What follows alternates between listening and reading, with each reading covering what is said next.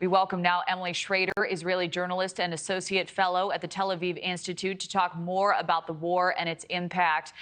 Thank you so much for joining us. You know, we wanted to start with this meeting between Netanyahu and Blinken. That happened Tuesday, where Blinken reiterated his support for Israel, also stressed the importance of protecting civilian infrastructure, not harming civilians in Gaza. Do you think that meeting moved the needle in any meaningful way?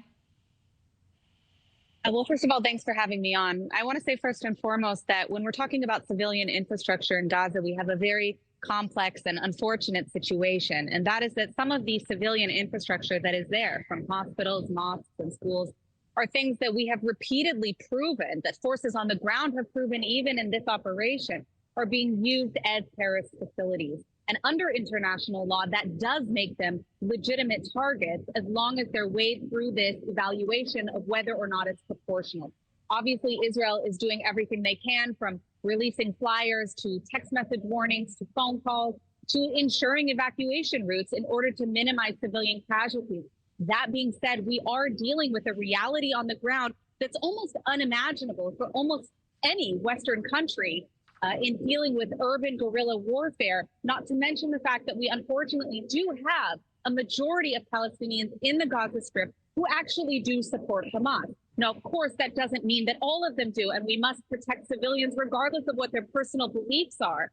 But those who are actively aiding and helping Hamas are classified under international law as combatants if they are willingly participating, if they are willingly volunteering to be human shields, which is unfortunately something that our troops on the ground have reported that they have dealt with.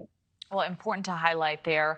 And I'm curious, how is the government, in particular Netanyahu, receiving Blinken's suggestion that Israel engage with the region on post-war plans that do include a path to a Palestinian state?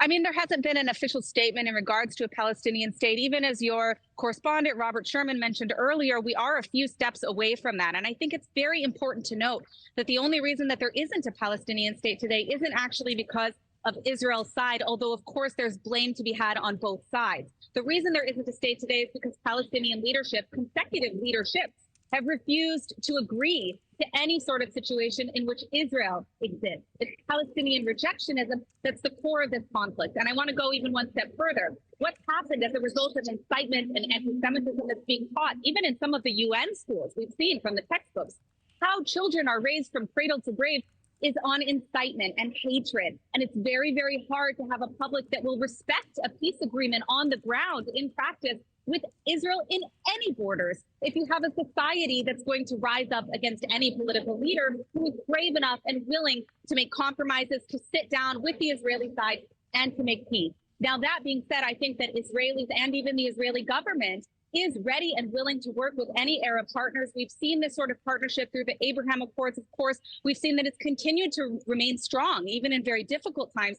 And I think furthermore, I want to add one more really important element is that the civilian level is more friendly, more cooperative than ever before. In fact, in my case, I was one of the co-authors of a new initiative from women throughout the Middle East, from 12 different Middle Eastern countries, including countries that have no relation with Israel, of an open letter condemning Hamas and the Islamic Republic of Iran for its disproportionate impact on women in the region. Now, this letter was signed by female leaders from 12 countries, over 55 of them, who are former prisoners in Iran, who have suffered persecution in other Arab states, who are journalists, who are breaking the truth throughout a region where it's not something that's really respected and it's quite difficult for women. And yet, despite all our differences, Jews, Arabs, Muslims, Christians, Druze, we are united in the fact, acknowledging the fact that terrorism of Hamas, of the Islamic regime and all its proxies is something that cannot be tolerated, that we need to stand as a region united against this extremism.